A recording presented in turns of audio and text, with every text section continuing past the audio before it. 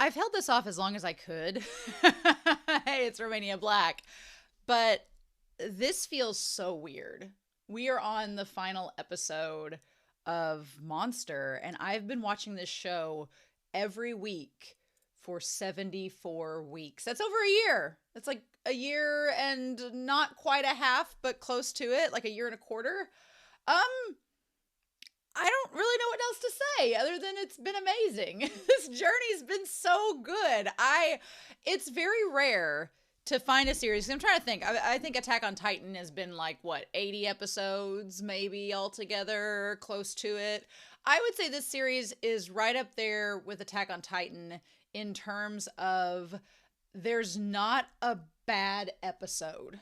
There are maybe like 5 episodes in the whole series that you're like, that was all right. That was good, but they were good. They weren't bad. But everything else has been like just full of some angle of suspense, some angle of tension, some angle of horror, and above all else, character work. I am a person that when I watch a show, I love to analyze characters. I love to relate to characters. I love to break them down. I love to study them. And for this show to have such a broad, deep range of characters, even characters that are only there for one episode, it's amazing. And I'm constantly in awe of how Urasawa manages to take the tiniest side character and make them have so much depth to where you care about them. You care about them in one episode, and for 20 minutes you've latched onto that character, and then they can let them live or they can kill them, and it impacts you, and it's so amazing. And I'm just kind of in awe about it. So yeah, it's hard to describe, but I just absolutely love it. I've got some comments I want to talk about before we start, but first of all, thank you for joining me on this journey. Thank you to Be Happy for being my moderator. For Be Happy's like, I got a little emotional this morning telling you that these comments are good to read, and this is the last time I'm going to do that. I'm like, right? Because it does feel, this definitely feels like final. It's not going to feel final till next week because I've got to read the manga volume after this. Next week is going to be me looking at the manga. I'm going to tell you all my favorite episodes. We're going to talk about character tier, and if I've gotten any comments that are worth mentioning between now and me recording that, I'll definitely mention them in the video. But it's going to be kind of like a little mini recap. It's not going to be 6 hours, I promise. It's not going to be like Attack on Titan in that way, because I feel like we've talked about the episodes as we've gone. But it is going to be a nice little decompressing next week, and me talking about the manga and celebrating it and being a nice, that's when it'll feel final, and that's probably when I'll be really sad. Today it's kind of like it hasn't sunk in that this is the last episode. It's not sunk in, and I'm so used to there being more content beyond, like an audio drama or an OVA or a second season, or there's more on the way, there's a movie or something, and no, this is gonna be it. Next week's gonna be it when we do the recap. I might do a live stream over the summer about Monster, just kind of talk about it. But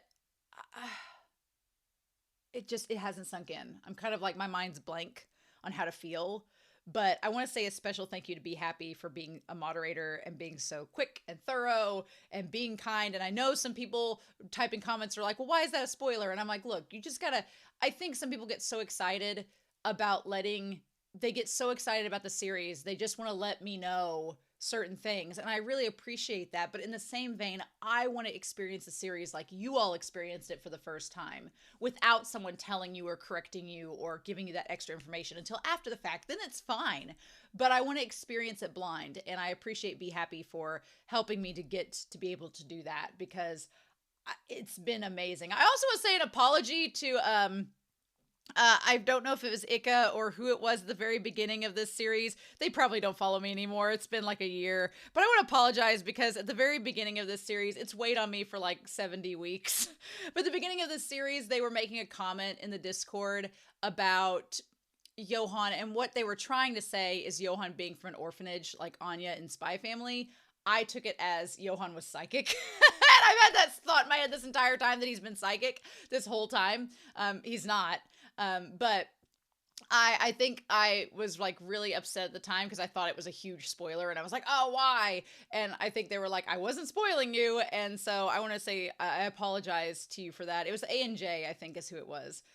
But I apologize because I should not have, been so critical. But I just, that's why and that was before I had a moderator. And so that was before Be Happy decided to help me moderate. So having Be Happy since then has helped me to not have those moments. I've only had one spoiler in the whole series, which was of Grimmer kind of dying, and that was it. But even then, the show makes it apparent that he's going to die. So, but anyway, let's talk about these comments before I dive in. I am stalling, as you can tell. So, Doily points out that there was a translation error in the episodes, and that Roberto in the episode, the subtitle said that Roberto wanted to see Lunge's grandson, and I was like, ew, that's creepy. But what the translation should be is that Roberto asks Lunge, don't you want to see your grandson? And that's why Lunge gets so mad, because he, we've seen Lunge kind of push his family to the side for the sake of work, but over the last several episodes, in talking to the older couple and talking to Bonaparte, he's realized that he does want to see his grandson, and it's like, oh shit. And so Roberto, this outsider bringing up Lunge's inner desires that are not work related, is just like, that's why he gets so frustrated. And it's like, yep, that makes all the sense. So thank you, Doily, for pointing that out. Snow Dazed brought this back up, and I feel like this is an appropriate time to bring it up before we start the episode, that I didn't quite connect this until Snow Dazed pointed it out. But back in episode 2, Johan, who has been shot in the head by Anna, aka Nina, has just woken up from being saved by Tenma. He's just to the point where he can see her again for the first time. And he reaches for her with tears in his eyes, like, oh my God, there's my sister that I love. And she recoils and screams and faints. Now, the context of this, of course, is that, she feels, terrified because this brother of hers murdered her foster family, and she's realized he's murdered all these others, and he asked her to shoot her. So her reaction is very justified, but it is sad. It's kind of a double-edged sword, because it is sad because Johan's whole existence has been for his sister, and he loves his sister, but in that moment, it kind of breaks him because he realizes that he thinks she doesn't love him back. And the one person that he could rely upon and go to when all the world he felt like he wasn't a part of, she now thinks he's a monster. And so that kind of cements to him that mindset of, maybe I am a monster and I have to lean into that and blah, blah, blah. It also adds to the fact of why he didn't immediately go after her, because he felt that way from her reaction, etc. So there is that, and that's sad, and that's why Nina in the last few episodes was like, I forgive you. Like, I know I reacted that way when we were kids, but I do forgive you for everything. You're my brother and I love you. And he's like, well, it's too late, blah, blah, blah. My only thing with that, because I know a lot of people feel bad for Johan in that moment, and it is a soul-crushing moment for his character. But then my thing is, he murdered her foster parents and all these people. He didn't have to murder these people. There was all these examples of how he didn't have to murder them. So it's sad for his character, realizing that that's what drove him to cement these ideas. But in the same vein, I'm like, well, if you didn't murder her foster parents, because there was no reason to do that, as we find out, Bonaparte wasn't taking you away. He just wanted to see you. There was no reason to do that. So I'm like, ugh. Hindsight 2020. But I'm glad that Snow Days pointed that out, because that does make all the sense of Johan's character. That's the connecting factor. We go back to episode 2. We finally see the threads all connect to why Johan and Nina's relationship is like it is. H Banana 7, and I'm going to put Heaven Official's Blessing spoilers up here, because there is a little Heaven Official's Blessing spoiler. So if you've not watched that series and you don't want to be spoiled, just wait till this is gone. But H Banana 7 talks about how Tenma, he was probably going to kill Johan. And I'm not sure Nina could have talked him down. Not sure. But when Wim is like, I don't want my father to become a murderer, that's what Tenma needs to hear. One is enough. If I need to save one person, if doing this will save one person, I'll do it. And it just reminded me of Shilian, where Shilian's like at the bottom of his barrel. He's at rock bottom. He's thinking about killing these people. But then one person is all it takes for him to change his mind and decide to save everyone. one is enough. And I was like, ah, Tenma and Shilian connecting, it just makes all the sense in my world. And I'm like, yes, give me all these things. Because it honestly, their worlds connect in very interesting ways. Tenma just doesn't have a Hwa-Chong. He had one, but unless it comes back through butterflies, I don't think that's going to happen.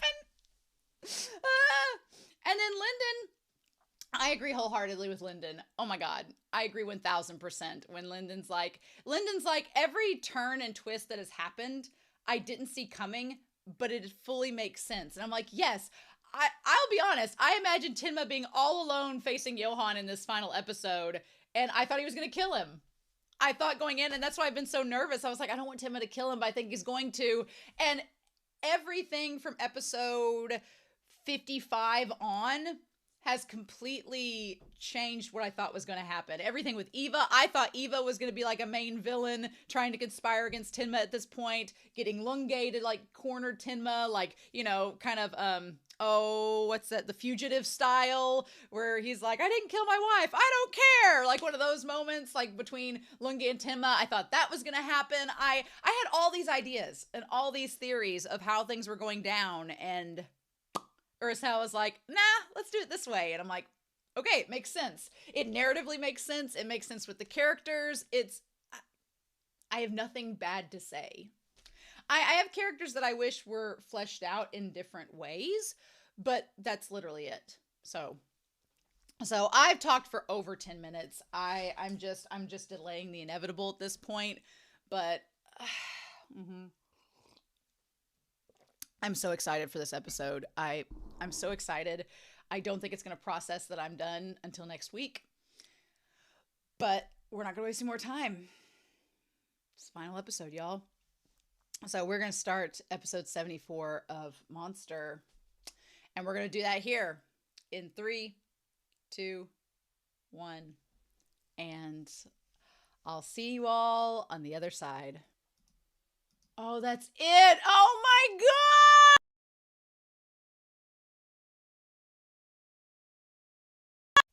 Oh, that was intensely satisfying.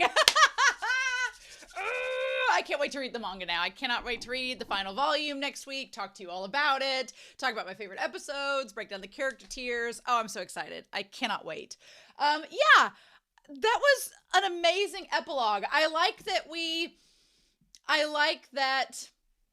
we basically established that we didn't need to see the post-surgery. I was expecting it. I was expecting this episode to show us the surgery. I was expecting us to show like what happened immediately afterwards, but Urasawa's like, no, you don't need to see that. I like that Urasawa's like, you can make your guesses, you can write your fanfics about what you all think happened afterwards, but that's not important. That's not what matters. What matters is the fact that Nina is doing well, that everyone has this epilogue and resolution, and Tenma is... I like the idea that Tenma is a better person, and he's, you know, doing Doctors Without Borders, traveling the world, spreading his influence, and we'll talk about that. But that there is still a little bit haunting him. And the idea of Johan at the very end, and we'll talk about that last scene. Oh my God. When we get to it, and everything wraps up. We get the mystery, I was like, there's that one memory, and the memory is which one the mom picked. Which child the mom picked. And it's like, oh my gosh, there's the question. Yeah. We'll talk about that. Man, I love when authors give you these questions of being like, well, what if? And what was this choice? And what was that? And it's one of those things I think we could debate endlessly of being like, what was the mom thinking? And, you know, we get a little bit in that when we talk with Anna and Tenma meeting, we get a little bit with that. But aside from that, it's like we could endlessly debate on those decisions. And I like that Urasawa doesn't give us concrete answers. Urasawa leaves a lot unsaid, a lot intentionally ambiguous to be like, you can debate it all you want, but you're not getting an answer. And it's like, I also like that we don't find out the twins' names. I like that we don't find out their names. That's not the point. The whole point of this entire series is talked about names and labels. And the point is Nina Fortner. That's the name she's chosen to keep. And that's the name she's forging ahead with. And she's making that herself. And I love that. The idea that she didn't need that name to be a person that she is now. I like that. I like that we don't find out their names. It's unspoken. We don't ever have to know it. It's out there. And I think that Tenma knows now. And I think he's told Johan his name. But other than that, we don't need to know. It's just forever gonna be a thing. So I want to bring my board queen out to talk about how everything is going to. Yes. And so I like the idea of starting out with the idea of Zeus telling them of their past and how to place seeds and till fields. I like that opening line there, just suggesting that at the end of the day, humanity finds a way to persevere. And the idea of being built conveniently. I really like that. So I like this idea that humanity... Oh no, my marker is gone. How dare. Okay. Ugh, get that back on there. I like this idea of talking about humanity even when faced with monsters, even when faced with inner demons, right? That there is the ability to forgive, the ability to change, the ability to move forward, and the ability to leave sadness and keep that which is happy. Basically, the idea of perseverance, right? And I like that. I like that we have that. And we see all of these things through Nina. We see them through Eva. We see them through Lunge. We see them through Tenma. We've seen them through characters throughout the series. The one question at the end of the series, though, is Johan. Is Johan going to be able to persevere and move forward? Because Johan seems to be the one that is stalled in their past and can't let it go what's happened, that they are stalled in the past, kind of like Anna to an extent, the mom. And the question is Johan going to be able to move forward? We don't know. We don't know that. I feel like if Johan truly has left and if Johan's back out in the world, I feel like Urasawa's message is regardless of what Johan does and regardless of who he becomes after this, that everyone around him that were in maybe a worser position is now going to be able to handle Johan, to stand up to him, and to confront him. I feel like Nina is going to be able to confront him if she sees him again. She's just gotten stronger in that case. So that's so interesting to me. I love that we open up with that. And I like that we have the idea, if we're talking about what characters have been doing, we have the idea that Schubert and Carl have reconciled. We don't know about Lottie. We don't know about them in this situation, but Schubert and Carl have reconciled. Their father and son. They have a better relationship. I'm amazed Schubert's alive. I really thought Schubert was going to die way back in like episode 35. I thought Schubert was dead. I thought he wasn't going to make it this far, but to see him doing well. And he asks about Tenma. He doesn't ask about Johan. I think that's such an important thing, that he asks how Tenma is doing, but not Johan. Like Johan is no longer, and again, Johan has been working to erase himself from everyone's minds, and the only ones still thinking about him are Nina and Tenma. So, and his mom. But yeah, so I like this, that we get Carl and him having this moment, and he's like, what's the Japanese doctor doing? And he's like, he's traveling the world. And then we get this opening. Like I said in the reaction, my idea of Tenma being this haggard, isolated man that kills Johan and suffers this Shakespearean tragedy because of it. I'm so happy that we get a happy ending. A ambiguous but happy ending with Tenma and the others. That just, it makes my heart melt, because I'm like an angst with a happy ending type of person. Like I can deal with the angst, the sadness, the trauma, but I want a good, satisfying, happy ending. And Urasawa gives it to us, and it doesn't feel cheesy. It feels earned. It feels like we got here. The one thing we don't know about is Wim and the dad, which is really sad. I kind of wish we knew more about. I'm going to put them over here.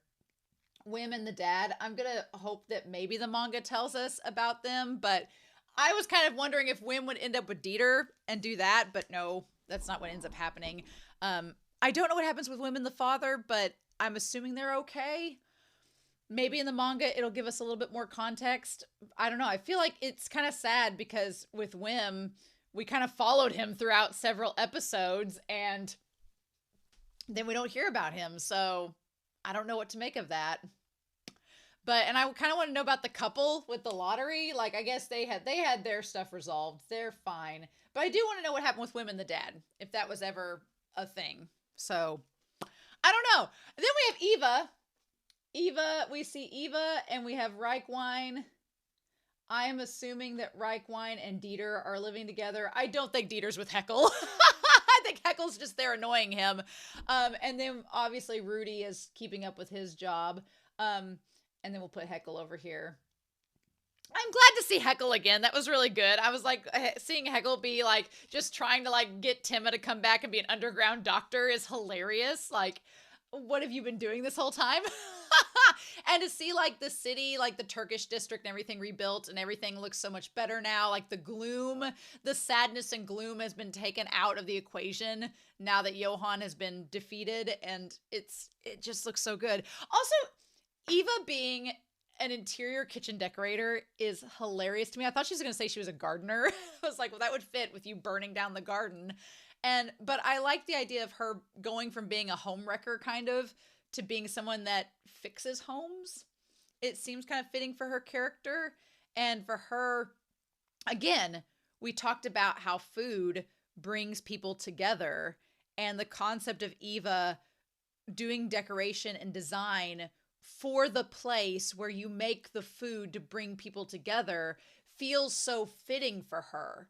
And Eva's character is one that has probably taken the biggest turn from what I expected of her to this moment. Because when I started this series out and seeing the OP and seeing all this, I expected her character to remain bitter, to hate Tenma. I was expecting her in these final episodes to be working with Lunge to track Tenma down, to get him behind bars, or to kill him or something. I was expecting her character to be this just horrible antagonist.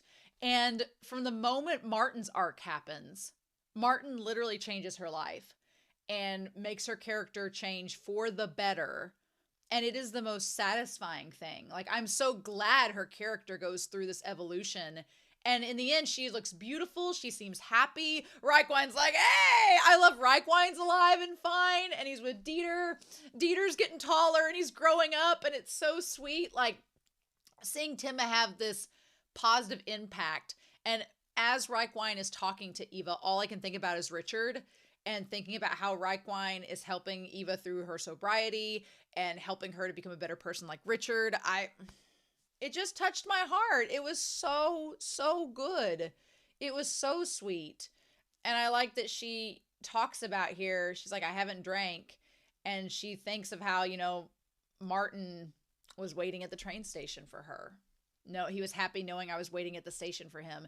I like that Eva is using Martin as that positivity to keep moving forward. I hope that she is able to move forward and maybe find happiness beyond Martin, because that's the one thing. Like, the one thing about narratives and stories is when you have characters who have a soulmate or a loved one and they pass, there is a part of you that's like, it's kind of like, on the one hand, you want that person to mourn them forever because they were their fated soulmate. But on the other hand, you're like, actually, I also want you to find happiness and be able to find somebody beyond Timma, beyond Martin. So I hope that for Eva. I would ship Reichwein with Eva, but then again, I'm like, I don't know. Reichwein's a little old for Eva. I'm like, I hope she finds somebody more her age, because she's in her 30s. And Reichwein's clearly in his late 50s. But I like the friendship that's developed between Reichwein and Eva.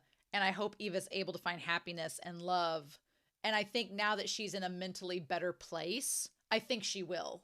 I think Eva's beautiful. And despite her being kind of batshit crazy sometimes and can be a diva, I think she'll find happiness. I think she'll find someone. And that's kind of the point of this scene, to show her that she's going to focus only on the happy memories with Martin. There's not a lot of happy memories in that plot line. I was like, ooh, there's not a lot of happy memories there. But if you got to focus on them, you go for it, girl.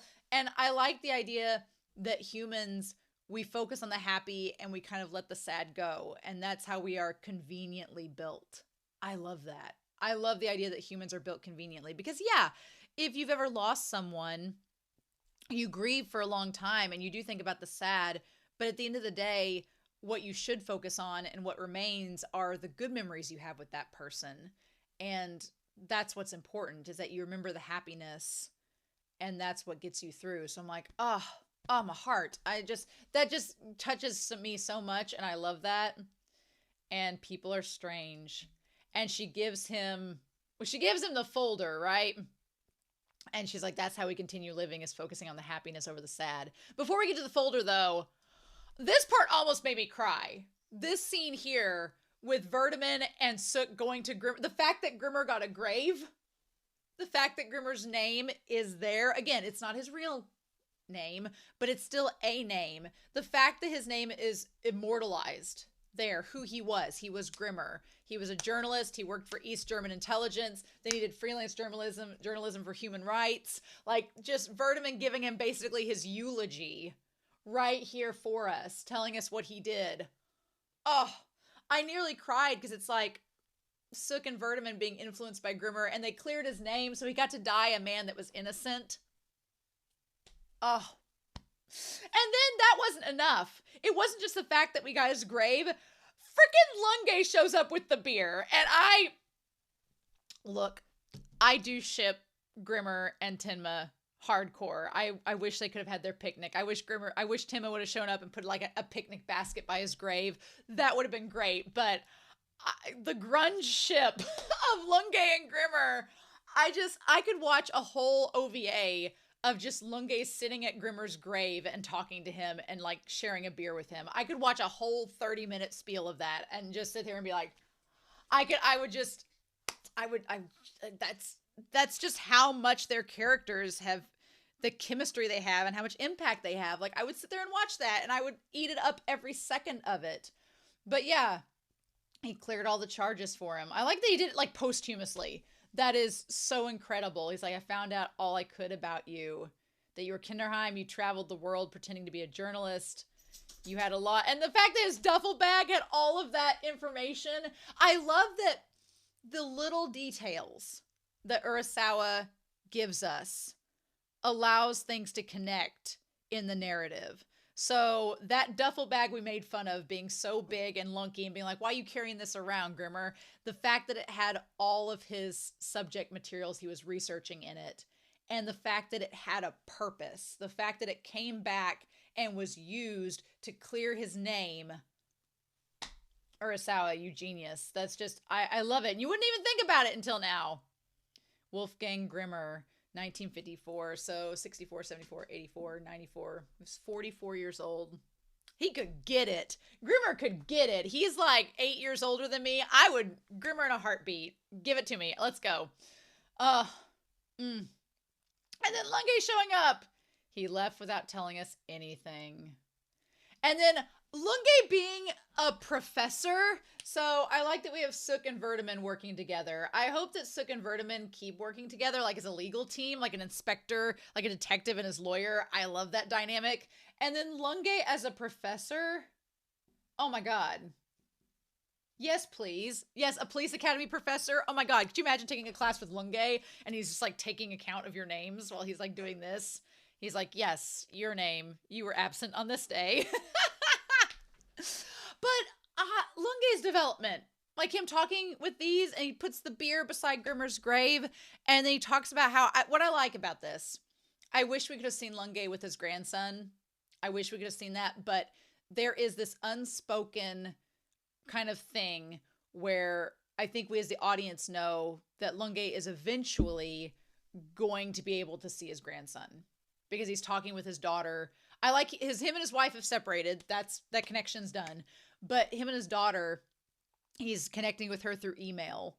And I like that it's a step. It's not going to be something that happens suddenly.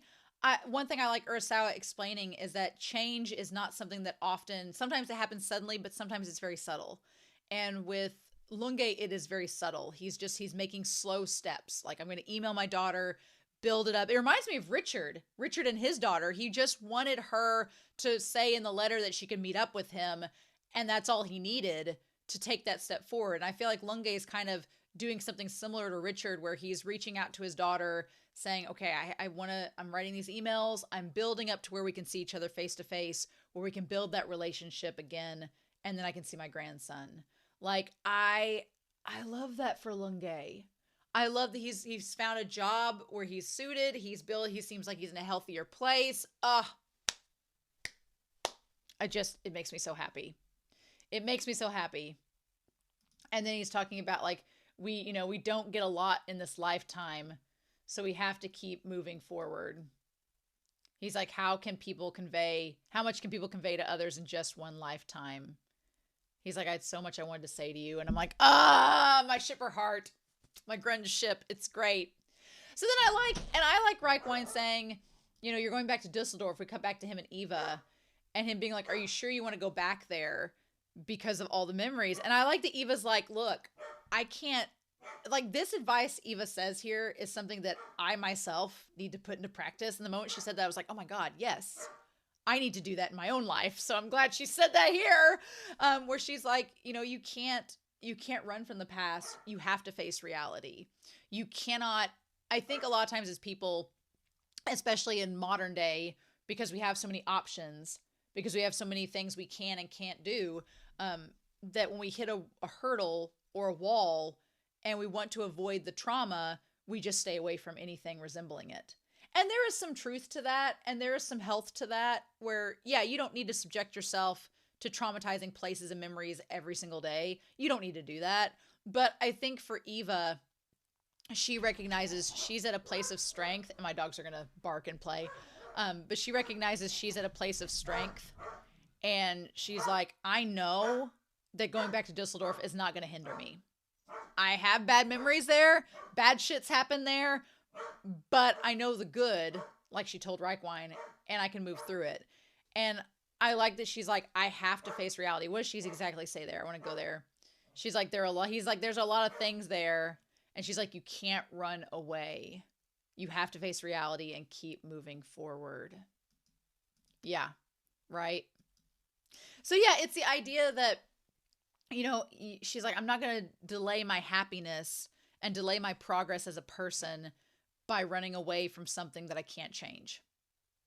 And I'm like, yeah, it's like if you ignore every place you've ever been to just because something bad's happened there, or you're afraid that you're going to run into somebody you've had a bad issue with, it's like, like I had a counselor that I was talking to like back in back in October of last year. And we had like an awkward moment, right? And it was one of those awkward conversations where you're like, oh, this is like leaves you with a bad taste afterwards. And just this last month, back in February, I had to go see her again. I had to go to her school and talk to her. And there was a part of me that was like, there's a part of me that wanted to reschedule and have somebody else go talk to her. Cause I'm like, oh, we had this awkward conversation and I don't want to repeat that. And I don't want it to be weird between us. But then I was like, no, you've got to go do this. And so I did. I went back and saw her. And it wasn't bad. It was fine. I mean, we both kind of had this, like, there was a tense air there because we'd had an awkward conversation, but we were professionals. We worked through it and it was fine. There was no hard feelings. There was nothing bad about it. And I feel like Eva's advice is right. Like, you can't run away from reality. The chances are, especially if you work professionally or you want to be successful in this area, you're going to have to face up with people that may be awkward situations, and it's going to suck. And you're going to be like, oh, this is weird. But at the end of the day, it's not going to hinder you from what you need to do. And her advice is so good here, and I need to follow it more. Because I do have a tendency where if it's something awkward, I'm like, oh, I'm going to avoid that. I don't want to deal with that. But sometimes that will limit you from being able to be the best that you can be. And you have to deal with it eventually. So you get through it, and it's going to suck for a little bit, but then you just move forward.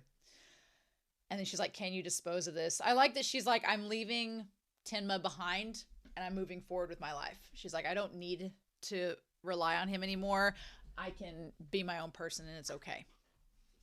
I don't have to go back to him.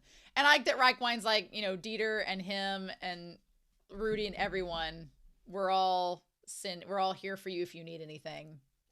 And she's like, send them all my regards. What I love about this is that we see Tenma's hearings We get the picture of him with the long hair, right? And his bangs all grown out. His hearing continues. The truth is unknown. And then we have Lunge giving his testimonies of what happened. And then we have, the law authorities express their apologies to Dr. Tenma, and he's let go. I like he's cut his hair and everything. Kept the long bangs, but he cut his hair. Yep. I'm assuming, and the manga may give us more details, but I'm assuming that they just pinned everything on Roberto because he was dead, and like, let's just do that. They probably pinned all the murders on Roberto because technically, other than Junkers, we don't actually see Johann physically kill. Well, I mean, yeah, there are some others, like the people in the apartment with Sook and that. We do see he killed Petrov. So yeah, Johann has killed people. Let's be real. Johann has killed lots of people, but so has Roberto, and it's easy to pin it on Roberto. Posthumously. He's dead. What does he care? So, but yeah, they free Tenma. The motives are still unknown. And I like the idea that the articles get smaller and smaller. The Medical University of Munster offers him a position as professor. He positively declines. And then he takes a job with Doctors Beyond Borders. And the articles get smaller and smaller. And isn't that the way it works? Where you start out, there's a case that's huge and it has all this fanfare and all this media attention and everything. But then as the thing gets solved, the media attention gets smaller and smaller. And just like the existence of Johann, it slowly starts to fade away. Isn't that something? And the thing about it is, the series focuses so much on names, but at the end of the day, Tenma is going around the world being a doctor and helping people, but he's just doing these little things. He's not doing anything like he could be a professor at a university and be like the director of a hospital and have this big illustrious name and label and all this notoriety. But instead he chooses to do what he did this entire series and go around from place to place and just help in little ways to make this big difference overall. And he chooses, and Heckle kind of makes fun of him for it. Heckle's like, well, why would he choose to do that? He doesn't get paid. He's not going to make a name for himself. But Tenma doesn't need the name. He doesn't need the label. He realizes he can do all of this good in tiny steps and make a big difference overall, and the name and the fame isn't worth it. And that connects him kind of to Johann, to where him and Johann both kind of fade from existence. Their names kind of fade from notoriety and fade from the world, but they still have such an influence over it. It's like, it's so good. I love the way that whole article is getting smaller and smaller, is like emphasizing like his people are built conveniently, right? So we have Dieter and Heckle. I like Dieter's gotten taller and he's gotten better with his soccer skills. His hair is floofier. Dieter looks so cute. And he's like, you've gotten slimier when I wasn't looking, Mr. Heckle. Love it. I love that Dieter's in such a good place. I'm like, look at him. And he's like, I'm going to soccer practice. I wish we could have seen Wim, but And then Heckle's like, I can't get a hold of him. And he's like, well, being a doctor without borders doesn't pay so much. And he's like, I had to steal these documents. What happens if I get caught? And then it's great seeing Heckle again. So southern France, he goes to this monastery. He's like, I'm going to a foreign nation. And so he's been here before. And then so the nun lets him goes and sees her. And I love that we have the window, the doorway. The doorway, there's no barrier. There's no window pane. There's no door. It's just like a big archway of light. It almost feels like you're walking into like the afterlife is what it feels like. And that's where he sees Anna in this little cemetery. And he gets to experience. And then we have like the flowers. There's 3 flowers, which you could say is Anna and the twins. However you want to view it, there's 4, there's a weed and 3 flowers there. So it's like, and it's the 3 stages, there's 4 stages of growth. There's just a weed, there's a bud, it's starting to bloom, and then it's fully bloomed. So I don't know if it's meant to represent Tenma, the twins, and her, or if it's meant to represent like a cycle of growth. When she started talking about the science terms, I'm like, oh, that's Anna, because she was a biologist. She was like a genetic engineer. And then I like the idea that Tenma and her have had conversations because he could talk to her and they could talk about medical things and they have that kind of common knowledge between the two of each other. I love that. My view is, and this is again, we talk about the what ifs because the end conversation with Johan while he's seemingly unconscious, and did Johan spring up and have the conversation with Tenma and then Tenma freaks out and Johan like drops back down and pretends to be asleep? I don't think so. I think that Tenma knows about the final memory from Anna. I think Anna with the hand told him about the fact that I had to give one of my kids up, and she's haunted by the fact that she gave one of them up. And why did she make that decision? What was behind that decision? You know, I feel like that's the information she told Tenma. And then when Tenma visited Johan, in his mind, he imagined what was Johan's response to that information. And did Johan know that information? And is it what's influenced him? I think that's what it is. I think Tenma was piecing together the information he got from Anna about them, what he thought Johan's reaction was, and how Johan and his mindset was shaped by knowing this memory that we think Nina knows as well. Or Nina could have even told him the information. Nina could have even told him, and then he talked to Anna and pieced it all together, and Tenma has this information he's discerned from all three of them and made this, you know, conclusion in his mind and in his imagination. That's my view of it. That's what I think it is. I think that that's just Urasawa's like creative way of illustrating that. But it's so, we want to talk about Anna here because she's asked Tenma to come back and talk to her. And she's like, I feel I can talk about anything around you, which that's the thing. The image here of Anna and Tenma next to one another reminds me of Johan with Suk, where Suk was like, I feel like around you, Johan, I can tell you anything. And so then there's that connection of Tenma and Johan where they're both people that others feel like they can open up to. So it's like, you know, it's the question of who are the two monsters in the storybook. Is it Nina and Johan? Is it Tenma and Johan? Is it Grimmer and Johan? You can go all sorts of places with it. You can find tons of different examples to make all of those work. And Urasawa is probably not going to tell you that you're wrong. They're going to be like, sure, yeah, all of those work. That's the point. It's supposed to be a little bit ambiguous. But the fact that she feels like she can tell him anything, even scary stories, makes me feel like she's the one that tells him about Bonaparte taking away Anna or Nina in that moment. I feel like she tells Tenma that story. We just don't get to see it happen right here. After she tells them the names of the twins, I feel like she told Tenma that story, and that's when he went to go see Johan to relay that story as well to him. Here's the thing too. We talk about forgiveness, right? We talk about forgiveness, where she says that it was that man's experiment. He killed the man I love, and I will never forgive him.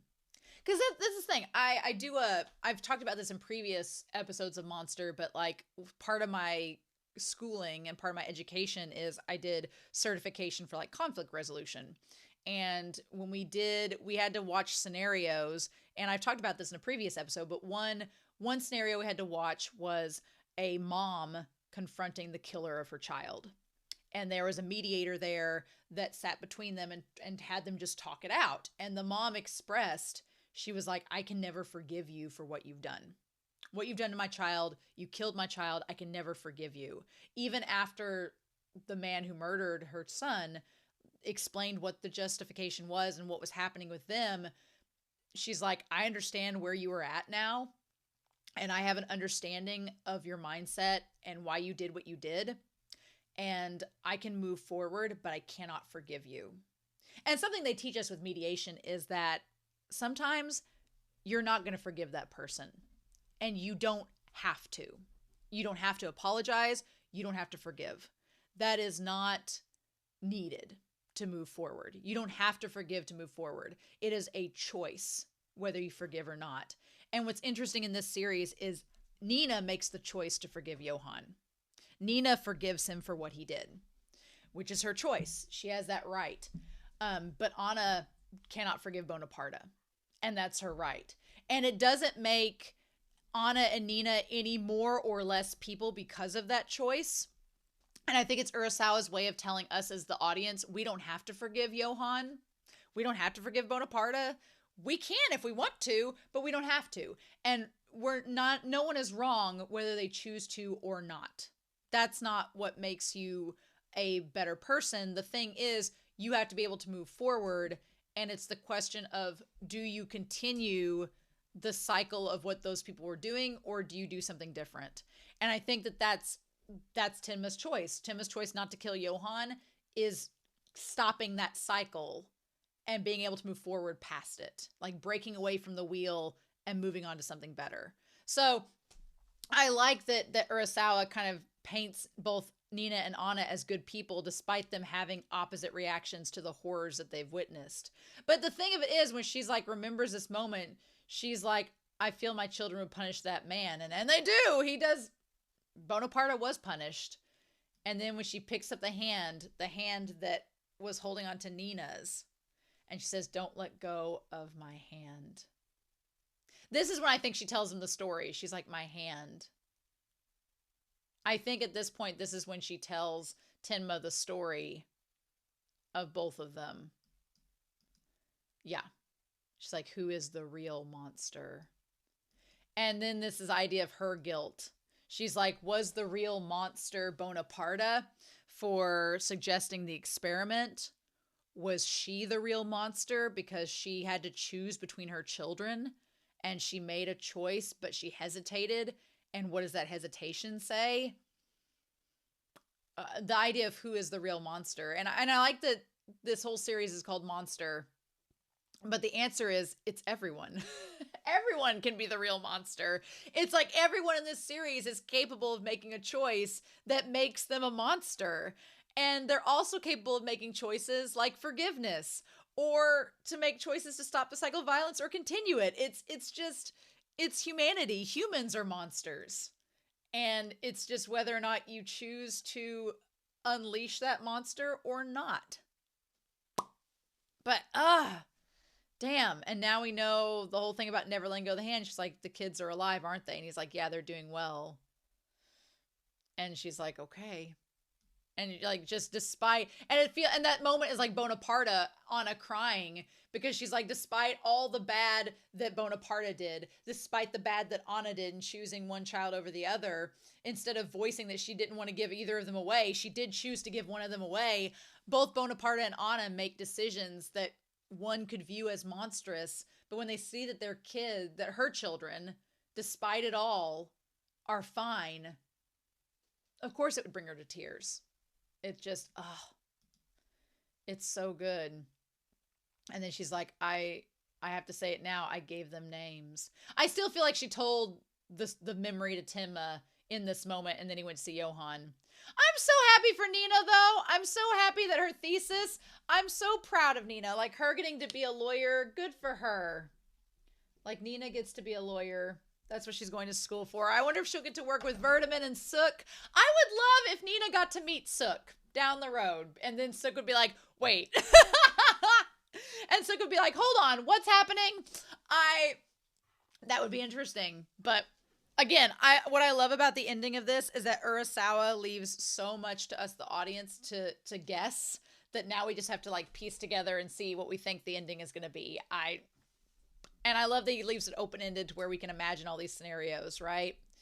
But I love that the idea of Nina saving people, that Nina following Tenma's example and saving people. It's so good. It's amazing. Yes, please. Absolutely. Love it. And then she's so happy. And she has her phone calling Dieter. And then he says that Tenma's coming home and she's going to be able to see him. And I love that to her, Tenma is this ray of light to her, that he's this savior to her and also her friend, and she gets to see him, and makes my heart happy. I love that she has that positive relationship with Tenma, and that he's someone I do feel bad that we don't get to see Nina and Johann have a confrontation again, but again, Urasawa leaves it open-ended, so I think they will have a confrontation later on. and it's going to be like, what do we do? What do they say to one another? And we can all imagine that, like, are they going to talk about it? But Nina's already said she forgives him. So she's forgiven Johan. Now it's a matter of what does Johan do with that? And what does he do with himself? We don't know, right? We don't know. The thing about it is the newspapers don't acknowledge Johan at all. They don't acknowledge them. And I don't think that Lunge brings up Johan. I think he pins it all on Roberto, and that's it, because they clear Grimmer's name. So Johan fades from existence, right? Which is what Johan wanted. And at the end, we'll talk about the very ending. He fades from existence, which is what Johan wanted. So the question is, if Johan is out and about truly at the end of the series, is he going to take on a new name? Is he? Because Tenma technically told him his name, that he had a name. So is he going to go by that name and recreate himself and start anew and start over? I don't know. But this is the mind-blowing thing. Because they established that they believe that Johan was in a coma. He supposedly hasn't woken up, right? That he's in a coma. Although, it's very paralleling from the beginning of the series where he supposedly was asleep.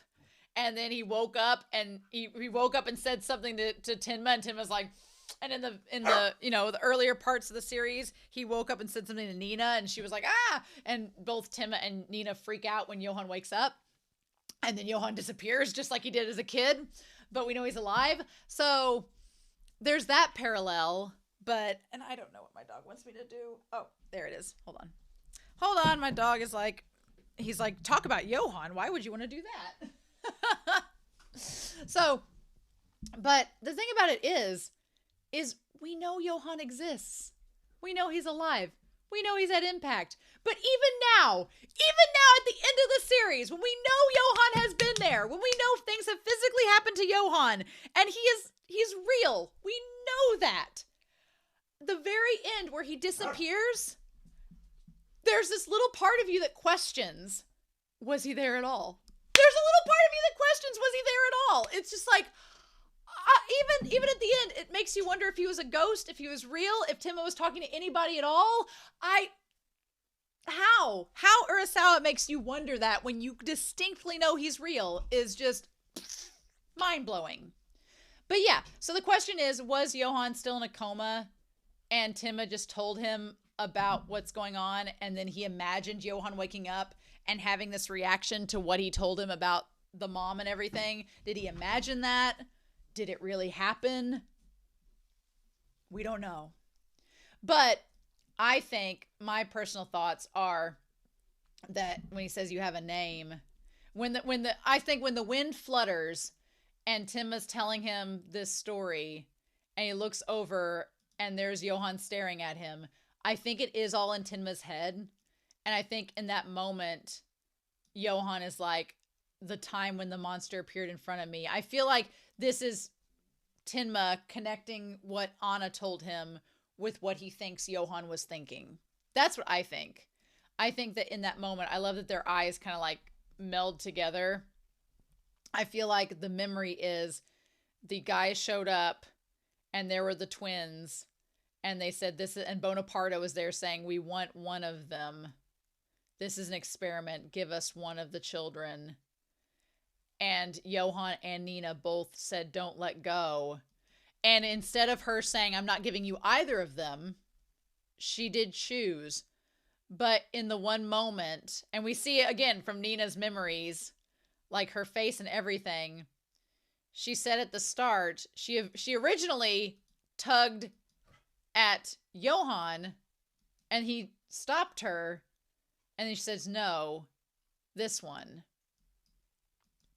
And so then Johan is wondering, did she try to save me in that moment and chucked Anne and chucked Nina instead? Or did she get us confused and was really thinking that it was me? And that kind of relates back to Milosh, when Milosh is like, oh, my mom would recognize me. And Johan's like, would she? And that's what this is. But I'm like, and the fact that, as a kid, Johan was probably so terrified and she was probably so distraught, the mom was, that they couldn't talk about it. And it's been this unresolved thing for 20 years of, did she pick, and that's the thing, we'll never know. We could sit here and debate, did she actually save Johan by picking Nina? Did she think Nina could handle it and Johan couldn't? Was she afraid Johan wouldn't come back? Did she just make a choice and then was like, I don't know, no? Did she second guess herself? We'll never know. And Timma's like, I'll never know. But I think in that moment, Timma was taking what Anna told him and looking at Johan and was thinking about it and was like, shit, this is probably what Johan thought. And this is an influence in why Johan did what he did, right? And in that moment, him just staring at Johan and Johan being like, was my mother trying to save me? Or did she get my sister and I mixed up? Which one of us was the unwanted one? And that's such a hard thing to say, because Tim is kind of freaked out, being like, this whole thing started from the beginning because Johan felt like he was the unwanted one. That started this whole damn thing. It's like, oh my God, like his sense of worthlessness was started from that one gesture because of that hesitation. And of course, Tim would be freaked out by that, being like, you mean to tell me this entire thing was probably caused because of this one child moment that impacted you? Yep, seems to be. And of course, that would be, like, what do you say to that? Because there is no solution to that. You can't, unless he knows why Anna picked what she did, we'll never know. And then, of course, Timma, as much as he can save people, he can't solve that problem. He can't save Johan from those feelings. It's like, what do we do with that? So yeah. And then he wakes up. Like, he has that vision, he has that thought, and he gets, he wakes up and is like, oh, and then there's Johan. So there is the question of, has Johan been influencing everyone psychically this whole time? No, I think it's just him thinking about that discussion, applying it to Johan, and then he like zones out and then wakes up and is like, oh shit, no, you're still in a coma, never mind. Or was he? What an Inception-like ending, right? Or was he? Because he's like, well, I'm going to get going now. He's like, I've come here and freaked out in front of you, so now I'm going to go. Yeah. No. And then he walks away. And then, what does they show us? They show us him leaving, right? He's like, I'll get going. I'm going to leave from here. And then it shows him walking away from the hospital. And then it cuts back and Johan's not there. So there is the question, right? So there is the question of, was Johan ever there? Or was he awake the entire time and just listening to Tinma talk him through it? And what does he do with that information? And we don't know. We don't know. It is left to our imagination what will end up happening. I mean, clearly Johan was there, because why would Tinma go to a random hospital room and the nurses know he's coming if nobody's there for him to talk to? But it just makes you, this whole time, Lunge's always said that Tinma and Johan were one and the same. So even to the end, it makes you question it just for a second, whether it could be plausible or not, even when you know that's not the truth. That's the power of Urasawa's writing. Oh my God. So yeah. I'm going to wait and see if there's some comments for this episode on Patreon, episode 73. I'm going to wait and see about those before I do the recap. So there's that. And then I'll be doing the recap next week. And after that, I'm actually going to be doing the 8 episodes of Pluto. I've already decided. I want to do Urasawa. I'm not ready to leave Urasawa's writing yet. So I'm going to be doing the 8 episodes of Pluto, and I'm really excited about that. So please no spoilers. Please no spoilers. Be Happy is going to be the moderator for that. But also, really quick, I want to give one more quick shout out to Anthony. Anthony over, and I'll give them a shout out next week as well, but Anthony on Patreon was so kind and got me the files for this series to watch so that I didn't have to rely on the streaming service, because the streaming service as a series made some changes with the music and stuff that they were like, no. So I am super grateful for you, Anthony, for giving me these files a year ago to slowly make my way through. Thank you.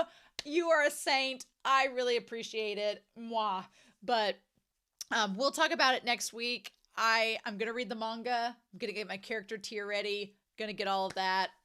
But I'm so excited. So, yeah. But I can't believe... I'm so happy with his ending. It's ambiguous. It's not like, Johan's not reformed. I was so worried that Johan would be like integrated back into society. And I'm like, how? But here he's at like a state police hospital. Makes sense. And then he escapes again. Here we go again. But I don't know. I don't think it'll be that way. I think that Tenma will go visit Nina and them and then go on his Doctors Without Borders trip. And maybe later he'll find out Johan's gone and go from there. So we'll see. But God, I love this series so much. And it's been such a ride. But it doesn't feel like it's over. But next week might feel that way. So we'll tackle that next week. So in the meantime, I hope you all enjoyed this reaction discussion. I'm excited to hear your thoughts down below. No worries about spoilers now. Yay. So I hope you all have a wonderful week. Please stay safe. Take care. And yeah, I'll be back next week with a recap and final thoughts on Monster. Bye.